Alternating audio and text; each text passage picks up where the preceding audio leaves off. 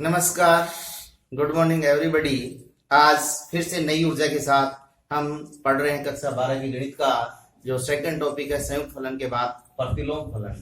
प्रतिलोम फलन को समझने से पहले हम फलन से शुरू करते हैं।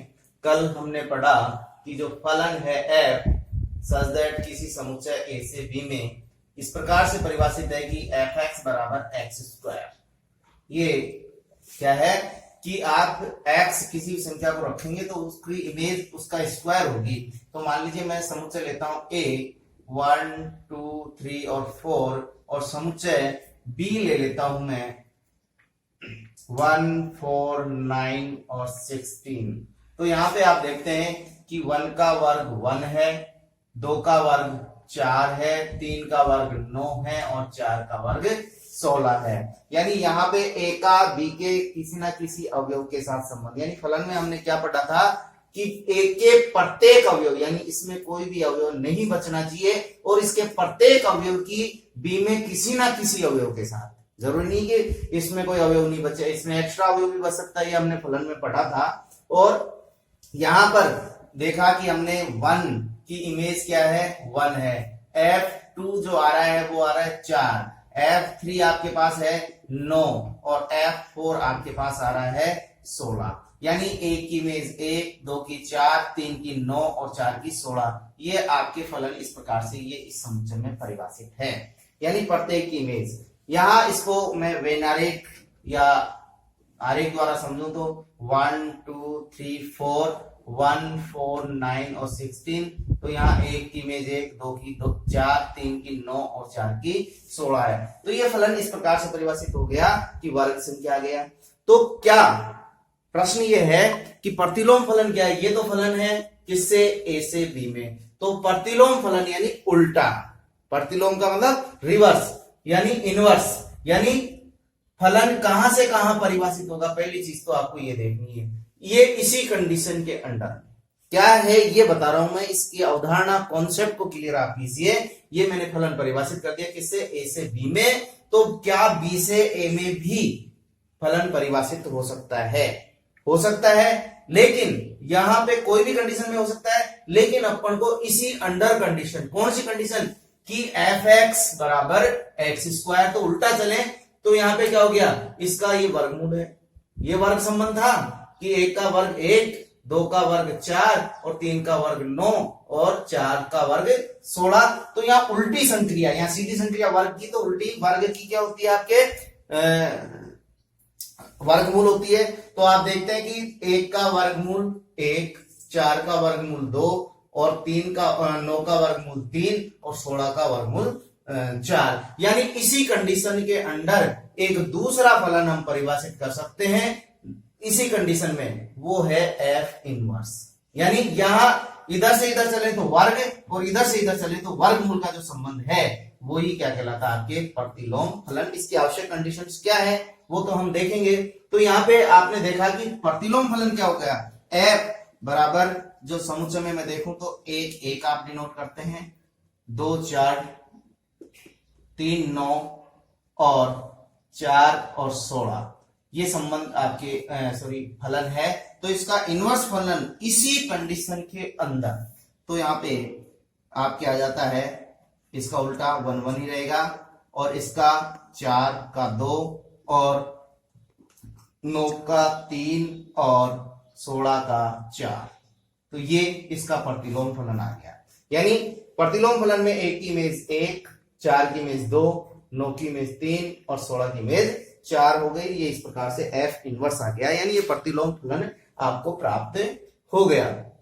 तो अब यहां देखेंगे कि आवश्यक कंडीशंस क्या हैं प्रतिलोम फलन की और किन स्थितियों में इसकी परिभाषित किया जा सकता है। तो इसको परिभाषित आसानी से आप कर सकते हैं। कैसे कर सकते हैं कि मान लीजिए एक फलन f a to b में परिभाषित है किसी भी कंडीशन में, तो किस प्रकार से परिभाषित है कि f a बराबर b, यानी जहां for all a belongs a और b बिलोंग्स b, यानी f a बराबर b, यानी a की इमेज b पर है। तो एक फलन कहां से कहां तक आपको वो f इनवर्स जो परिभाषित होगा वो कहां से कहां तक बी टू ए में परिभाषित होगा। लेकिन कंडीशन क्या होगी, वही कंडीशन होगी कौन सी, एफ ए बराबर बी, यानी बी का प्रतिबिंब एक है तो एफ इनवर्स बी बराबर ए पे चले, या इसे मैं यूं कहूं कि एफ बराबर बी ए प्राप्त हो, कब, जबकि ए बी किस में प्राप्त हो, एफ में, यानी एफ प्रत्येक एफ में जो परिभाषित है इमेज है उसके लिए उसका प्रतिलोम आपको प्राप्त हो तो इसे प्रतिलोम फलन कहते हैं। चलिए अब हम प्रतिलोम फलन के लिए ध्यान रखिए, प्रतिलोम फलन तब परिभाषित होगा जब कोई फलन परिभाषित है और उसी फलन के इनवर्स संक्रिया के लिए फलन प्रतिलोम फलन परिभाषित होता है।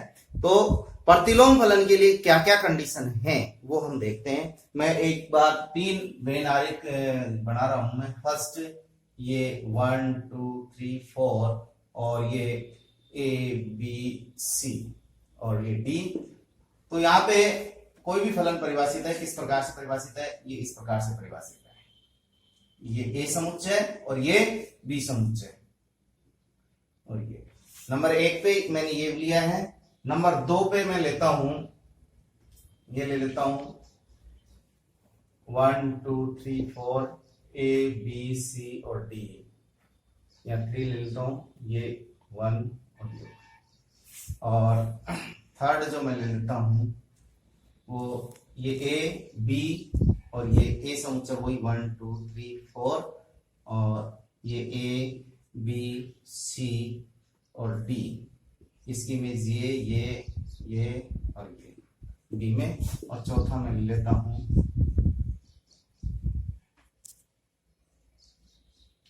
1 2 3 4 और ये ए और बी, ये फलन आपको परिभाषित है। मैंने 4 फलन यहाँ पे लिए हैं, ये एफ, इसको भी एफ दे देता हूं, या एफ जी एच कुछ भी दे दीजिए आप, एफ एफ दे देता हूं मैं। पहला फलन मैंने परिभाषित किया ए से बी में, 1 की इमेज ए और 2 की इमेज ए और 3 की इमेज बी और 4 की इमेज सी और एक डी अवयव। इसमें 1 की इमेज ए, 2 की इमेज बी और 3 की इमेज सी।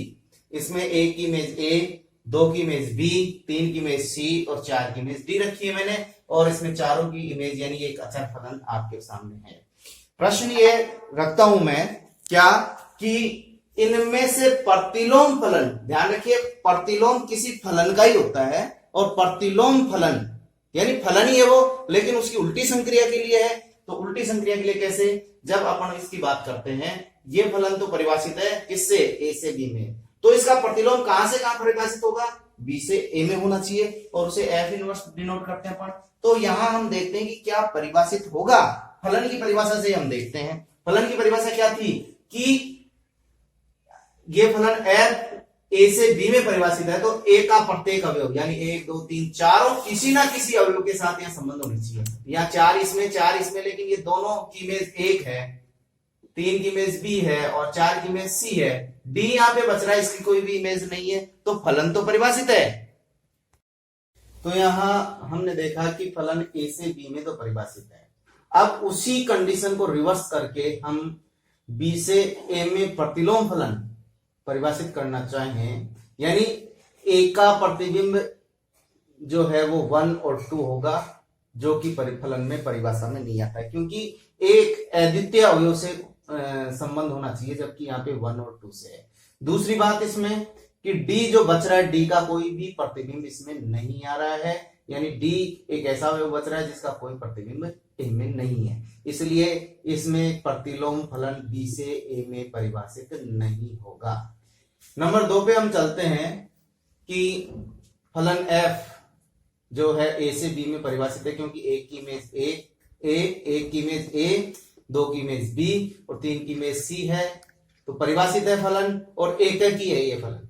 क्यों, क्योंकि एक की इमेज 1 है, यहाँ एक की नहीं है क्योंकि 2 की इमेज 1 है, और आच्छादक नहीं है क्योंकि यहाँ डी बच रहा है जिसका कोई पूर्व प्रतिबिंब यहाँ नहीं है, यहाँ पे भी डी ऐसा बच रहा है जिसका कोई पूर्व प्रतिबिंब नहीं है। ए से बी में तो परिभाषित है, लेकिन बी से ए में इसी को रिवर्स करके अपन बात करें संबंध की तो परिभाषित नहीं है। क्यों नहीं है, क्योंकि डी का कोई भी इसमें प्रतिबिंब विद्यमान नहीं है, तो इसमें भी प्रतिलोम फलन विद्यमान नहीं होगा। नंबर 3 बात करते हैं इसमें, तो ए से बी में फलन परिभाषित है वो एक ही है, देख रहे हैं, क्योंकि एक की इमेज ए 2 की बी, 3 की सी और 4 की डी, यानी ए की इमेज 1 है। साथ में इसमें बी में कोई अवयव भी नहीं बच रहा, यानी बी के प्रत्येक अवयव का कोई ना कोई पूर्व प्रतिबिंब विद्यमान है।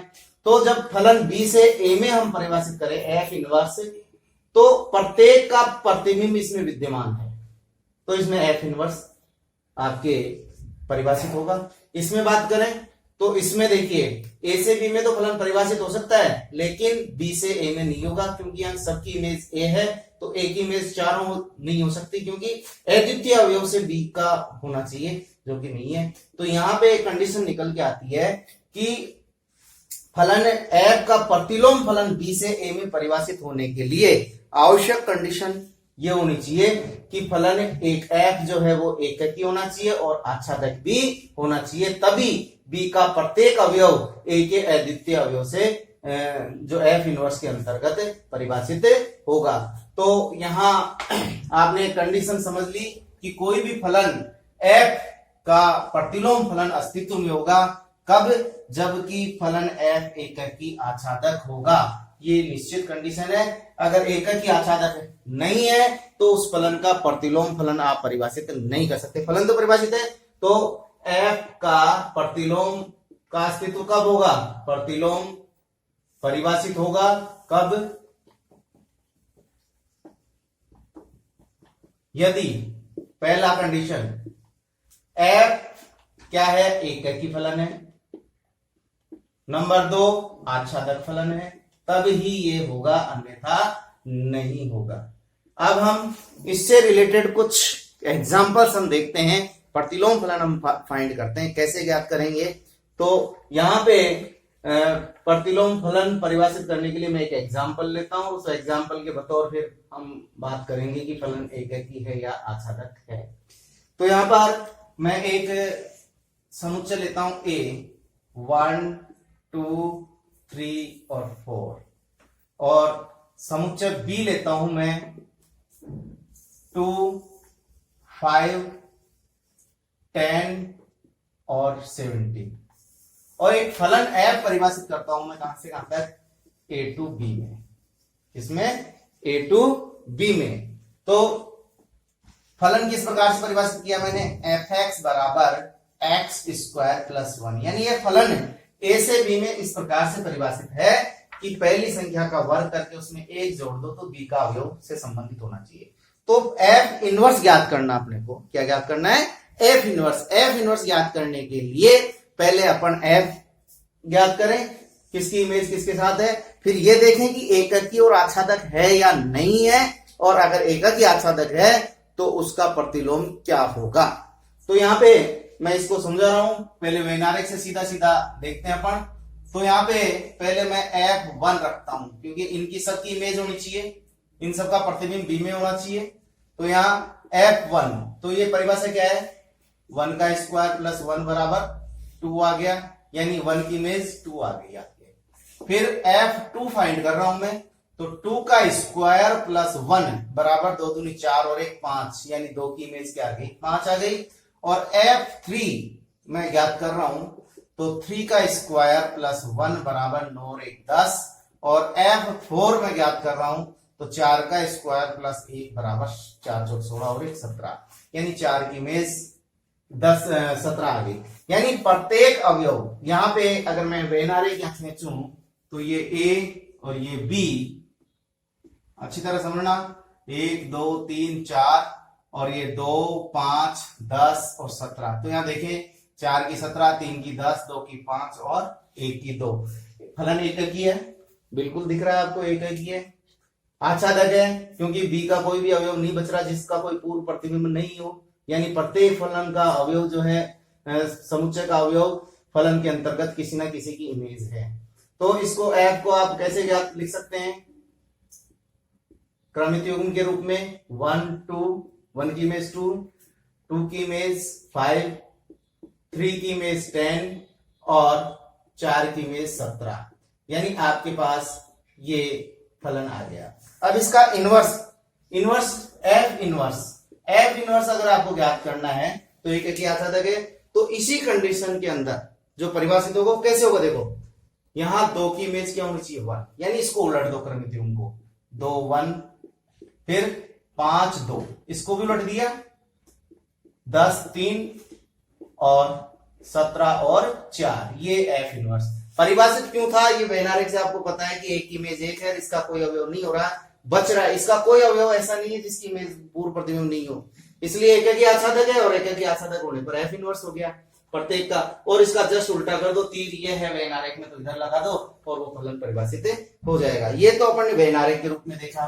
अब इसका प्रतिलोम इस व्यंजक के रूप में अगर आपको ज्ञात करना है, चल के रूप में, तो कैसे याद करेंगे आप? यहाँ पे क्या हो रहा है देखो, अगर यहाँ पे देखें आप तो कहां से कहां परिभाषित है? ए से बी में परिभाषित है। कहां परिभाषित है? ए से बी में परिभाषित है। किस प्रकार से? कि एक ही संख्या का वर्ग करो और उसमें एक जोड़ो। क्या किया आपने? देखो ऑपरेशन।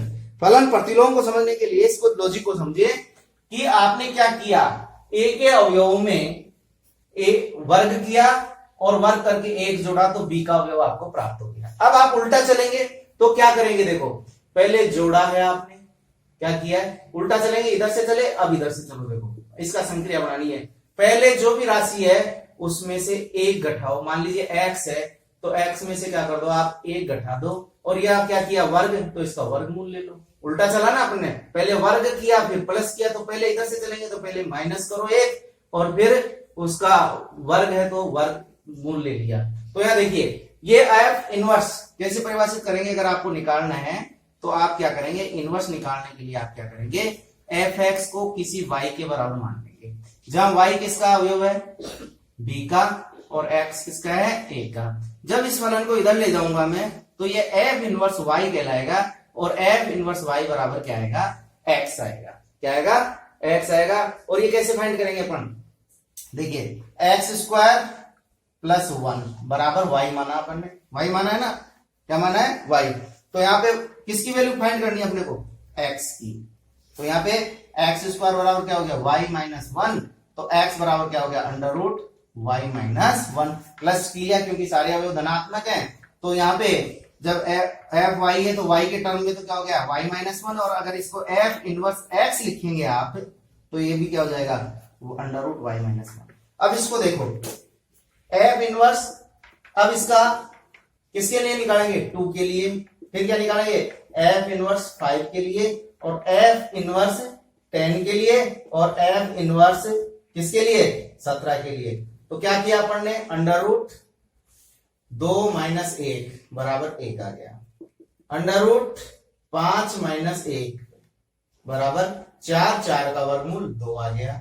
और 10 के लिए अंडर रूट 10 माइनस 1 बराबर अंडर रूट 9 बराबर 3 आ गया। और यहाँ पे अंडर रूट 17 माइनस 1 बराबर 4 आ गया। तो देखिए 2 की इमेज 1 आ गई, 5 की इमेज 2 आ गई, 10 की इमेज 3, 10 की इमेज 3 आ गई और ये 17। तो प्रतिलोम में सारी संक्रिया आप पीछे से चले तो फलन परिभाषित होगा। तो फलन किस प्रकार से परिभाषित हो गया? आपके एफ इनवर्स एक्स बराबर एक्स माइनस 1 का अंडर रूट, क्योंकि यहां से आप उल्टा चल लीजिए। इस प्रकार से ये मैं आशा करता हूं कि आपको ये अच्छी तरह से समझ में आ गया। और सवाल अपन देखते हैं। अब हम जो कुछ प्रॉपर्टीज है वो बाद में देखेंगे, 1-2 सवाल और देखते हैं अपन। प्रश्नवाली 1.2 के सवाल हम लेते हैं। प्रश्नवाली 1.2 के सवाल नंबर 1 में जो है वो ये है कि समुच्चय ए 1 2 3 4 और समुच्चय बी दे रखा है आपको ए बी सी और डी, ये 4 हैं। हो सकता है आपकी किताब में डी नहीं लिखा हुआ तो डी आपको लिख लेना है, क्योंकि एफ परिभाषित करना है। तो इसमें कह रहा है कि समुच्चय ए से बी में 4 अलग अलग एकक के आच्छादक फलन लिखिए और एफ इनवर्स भी उनका ज्ञात कीजिए। तो आपको फलन कौन से ज्ञात करने? एकक के आच्छादक अलग अलग स्थितियों में आप लिख सकते हैं। मान लीजिए F1, F2, F3 और F4 आपको 4 फलन आपको ज्ञात करने हैं। क्या ज्ञात करने? 4 फलन। तो 4 फलन का मतलब एकक ही, यानी एक, मैं पहले ये लिख देता हूं 2 3 सॉरी और ये 3 और ये 4। तो यहां पे और लिख देता हूं मैं पहले, फिर समझते हैं अपन। 2 ये इसका प्रतिबिंब मैं खाली छोड़ रहा हूं, क्यों? ये अभी आपको समझ में आ जाएगा। 3 और ये 4 और ये यहाँ पे भी मैं लिख देता हूं ताकि आपको अच्छी तरह से समझ में आ जाए कि अलग अलग कैसे परिभाषित करेंगे। तो यहाँ पे 3 और ये 4 और ये आपके 1, क्योंकि आपको फलन जो परिभाषित करना है वो कहां से कहां तक करना है, ए से बी में करना है, तो अलग अलग 3 क्या इसमें बहुत सारी कर सकते हैं, जो कि आप क्रमचय के अनुसार आप इसको डिफाइन कर सकते हैं, कितने कर सकते हैं, 4 से 4 में 4p3 के रूप में आप देख सकते हैं। तो यहाँ पे देखें कि एक की इमेज क्या लें, अपन मर्जी से ले रहे हैं क्योंकि आपने को कोई कंडीशन नहीं दी गई है। आपको ये कह रहा है कि 4 एककी और आच्छादक। एककी का मतलब चारों की इमेज अलग अलग होनी चाहिए। तो पहली स्थिति में मैं लेता हूं, एक की इमेज ए ले लो, 2 की इमेज बी ले लो, 3 की इमेज सी ले लो और 4 की इमेज डी ले लो। एक फलन ये परिभाषित हो गया नहीं हो गया? एक ही है क्योंकि सबकी इमेज अलग अलग है। आच्छादक है क्योंकि ए बी सी डी चारों का पूर्व प्रतिबिंब विद्यमान है, ए का 1, बी का 2, सी का 3 और डी का 4। यानी इसमें ऐसा कोई अवयव नहीं बचा है जिसका कोई पूर्व प्रतिबिंब नहीं हो। यहाँ पे एक स्थिति में डायरेक्ट ले लिया, अब दूसरी में आप बदल दो। कैसे भी बदल सकते हैं, जैसे मैं 1 की बी ले लूं, 2 की सी, 3 की डी और 4 की ए ले लूं, तो ये भी एक ही हो गया और आच्छादक भी हो गया। इसको फिर बदल दूं मैं, आप क्रम से ले लीजिए, बी ले लिया, यहाँ सी ले लीजिए, सी ले लिया, फिर डी ले लिया, फिर ए ले लिया, फिर बी ले लिया यहाँ पे। ऐसे ही यहाँ पे फिर मैं डी ले लेता हूं, फिर ए ले लिया, बी ले लिया और सी ले लिया। तो ये चारों अलग अलग हो गया, अलग अलग इमेज हो गई और एककी भी है और आच्छादक भी है। तो एककी और आच्छादक है तो इनका इनवर्स भी होगा। तो F1 इनवर्स पहला जो फलन है वो F1 इनवर्स की बात करूं मैं, F1 इनवर्स पहला फलन, तो इसका F इनवर्स क्या हो जाएगा, A1 हो जाएगा, उल्टा कर दो, B2 हो जाएगा और C3 हो जाएगा। परिभाषित है अच्छी तरह से, क्यों है, क्योंकि इसका प्रत्येक अवयव का प्रतिबिंब विद्यमान है, D4 हो जाएगा। ऐसे ही F2 इनवर्स में फाइंड करूं तो F2 इनवर्स आ जाएगा आपके क्या, B1 C2 D3 और A4, ये F2 इनवर्स हो गया। इसी प्रकार F3 इनवर्स में फाइंड करूं तो क्या हो जाएगा, C1 हो गया, D2 हो गया, A3 हो गया और B4 हो गया।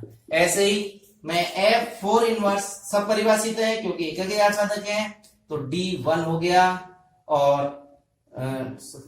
A2 हो गया, B3 हो गया और C4 हो गया। कैसे किया आपने, केवल इन क्रमित युग्मों का क्रम बदल दिया तो F इनवर्स फाइंड हो जाएंगे। ध्यान रखिए यहाँ पे एक चीज मैं और आपको क्लियर कर देना चाहूंगा कि यहाँ पे F का प्रांत, यहाँ देखिए इसका प्रांत क्या है, F का 1 2 3 4, वो किसके बराबर हो जाएगा, F इनवर्स के परिसर के बराबर। F इनवर्स का परिसर, देखिए F इनवर्स का परिसर क्या हो जाएगा, वही 1 2 3 4 हो जाएगा। फिर F का परिसर वो क्या हो जाएगा, आपके F इनवर्स का प्रांत हो जाएगा। यानी दोनों एक दूसरे के बदल जाएंगे, एक का प्रांत क्योंकि एक के आच्छादक है तो परिसर और सह प्रांत दोनों एक होंगे। ध्यान रखना, F इनवर्स का दोनों का प्रांत और सह प्रांत, सॉरी प्रांत एक का दूसरे का परिसर, दूसरे का परिसर पहले का प्रांत बन जाएगा और प्रांत सह प्रांत और परिसर एक ही होंगे। और दूसरी चीज मैं यहाँ पे इस F इनवर्स 4 का इनवर्स फिर से करता हूं, फिर इनवर्स करता हूं तो वापिस इसको बदलूंगा तो 1D और 2A फिर 3B और 4C आपके पास आ रहा है, जो कि क्या आ रहा है, वापिस F के 4 के बराबर आ रहा है। यानी किसी भी फलन के इनवर्स का इनवर्स करेंगे तो वापिस वही फलन आपको प्राप्त हो जाता है। सवाल नंबर 2 है 1.2 का, यदि f such that R2R fx बराबर x³ - 3 तो सिद्ध कीजिए कि f इनवर्स विद्यमान होगा तथा f इनवर्स का सूत्र भी ज्ञात कीजिए और f इनवर्स 24 और f इनवर्स 5 के मान भी ज्ञात कीजिए। यहाँ पे सवाल ये कह रहे हैं कि आपको ये बताना है कि विद्यमान होगा। विद्यमानता की कंडीशन मैंने बताई थी कि f एककी और आच्छादक होना चाहिए। फलन कहां से कहां तक परिभाषित है, समुच्चय R यानी वास्तविक संख्याओं से वास्तविक संख्याओं में। तो पहले इसको एककी सिद्ध करना होगा, फलन को क्या सिद्ध करना होगा, एककी। एककी सिद्ध करने के लिए मैं दो अवयव x1 और x2 लेता हूं, किसमें, R में, यानी वास्तविक संख्याओं के समुच्चय आर में लेता हूं, इन दोनों को मैं बराबर लेता हूं, x1 बराबर x2। एककी सिद्ध करने के लिए दो अवयव मैंने बराबर लिए तो इनकी इमेज भी बराबर होनी चाहिए, तब एककी होंगे। तो आप जानते हैं कि दो वास्तविक संख्याएं बराबर है, तो यहाँ परिभाषा से देखिए x क्यूब है तो x1 क्यूब भी बराबर होगा किसके, x2 क्यूब के। यानी दो वास्तविक संख्याएं बराबर है तो उनका घन भी बराबर होता है। और दोनों में से मैं दोनों तरफ 3 घटा दूं, क्योंकि कोई भी दो बराबर संख्याओं में से कोई भी दो बराबर संख्याएं घटाता हूं मैं, यानी x1 क्यूब में से भी 3 घटा दूं, x2 क्यूब में से भी 3 घटा दूं, तो क्या ये बराबर होंगे? बिल्कुल बराबर होंगे, क्योंकि तराजू के पलड़े में दोनों तरफ दोनों बराबर रखे हुए हैं केले, और उनमें से एक एक बराबर माप का केला उठा लिया जाए तो वो बराबर रहेंगे। तो यहाँ x1 क्यूब बराबर है x2 क्यूब के, तो इनमें से 3 3 घटाए तो ये भी बराबर हो जाएंगे। ये किसकी इमेज है? f1 की, f(x1) की, और ये इमेज है f(x2) की। तो ये बराबर आ गए, इसलिए f क्या हो गया? एककी हो गया। यही कंडीशन है। उल्टा भी चल सकते हैं आप, इसको सिद्ध करना है एककी को तो मैं आपको बता दूं दूसरे मेथड से। आप यहां से चलिए, f(x1) f(x2) ले लीजिए, इसकी इमेज ये होती है, -3 से -3 कटते ही आ जाएगा। दो बराबर संख्याएं हैं, किसमें है? वास्तविक संख्याओं में। तो दो वास्तविक संख्याओं का घन बराबर है तो वो संख्याएं भी आपस में बराबर होती है। ध्यान रखना, जो वर्ग है उसमें ये नहीं होगा, क्योंकि वर्ग में दो माइनस की संख्याओं का वर्ग समान होता है। दूसरा अपन प्रूव करते हैं आच्छादक। आच्छादक दिखाना है। आच्छादक दिखाने के लिए अपने को क्या दिखाना पड़ेगा कि प्रत्येक वास्तविक संख्या r, इसका पूर्व प्रतिबिंब r में होगा। तो इसके लिए मैं मानता हूं कि f(x) बराबर y, जहां y किसमें मानता हूं? इसमें r में, जो प्रतिबिंब का है। यहां से मैं y किसके बराबर है? इसके बराबर, x³ - 3। x की वैल्यू यहां से फाइंड करूंगा तो ये y + 3 हो जाएगा, इधर ले गया x³। तो यहां से मैं इसको x बराबर क्या लिख सकता हूं? y + 3 का घनमूल 1/3। तो यहां देखिए, कोई भी संख्या रखिए आप y, जो कि किसमें? वास्तविक संख्या में, उसमें 3 जोड़े तो वास्तविक संख्या में 3 जोड़ेंगे तो वास्तविक संख्या आएगी। और किसी भी वास्तविक संख्या, प्रत्येक वास्तविक संख्या का घनमूल आपके विद्यमान होगा, यानी तो x किसमें विद्यमान होगा? r में, यानी y का पूर्व प्रतिबिंब विद्यमान है किसमें? For all y belongs r, there exist x belongs r। तो f क्या हो गया? आच्छादक हो गया। और मैंने बताया कि जो पूर्व प्रतिबिंब होगा, यहाँ पे जो फलन परिभाषित है, पहले घन करो फिर 3 घटाओ, तो इसका प्रतिलोम क्या होगा? पहले उसमें 3 जोड़ो और फिर घन किया तो यहाँ घनमूल निकालो। ये इसका f इनवर्स होगा। f इनवर्स का सूत्र निकालना है, तो यहाँ पे एककी और आच्छादक है। अब यहां लिख देंगे, चूंकि फलन f एककी व आच्छादक है, अतः f इनवर्स क्या होगा? विद्यमान होगा। यहां थोड़ा सा लॉजिक आपको काम में लेना है। क्या लॉजिक? यही देखना है कि आपको वास्तविक संख्याएं, पूर्ण संख्याएं, पूर्णांक और प्राकृत संख्याओं का समुच्चय आपको दिमाग में रखना है। किसका घन और वर्ग आपस में बराबर होते हैं नहीं होते हैं, किसके लिए प्रतिबिंब जो परिभाषा या संबंध दिया गया है वो परिभाषित है या नहीं है। आशा करता हूं ये विद्यमान का समझ में आ गया होगा। इसको मिटाना हूं मैं।